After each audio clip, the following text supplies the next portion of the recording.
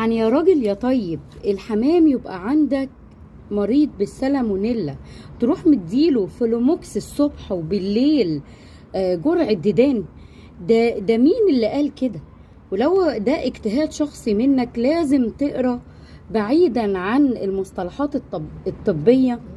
في حاجة اسمها الآثار الجانبية، بمعنى أصح لما أدي أنا جرعة ديدان، الديدان ديت بتعمل إسهالات وبتدي لضيق تنفس للفرد السليم، ما بالك بقى للي عنده سالمونيلا وعنده إسهال أنت بتموته بالبطيء. تاني حاجة، ما ينفعش الحمام عندك يبقى برضو مصاب بالسالمونيلا وتروح مديله خميرة، انت كده برضو بتموته بالبطيء. ليه؟ لأن الخميرة بتنشط البكتيريا سواء النافعة أو الضارة.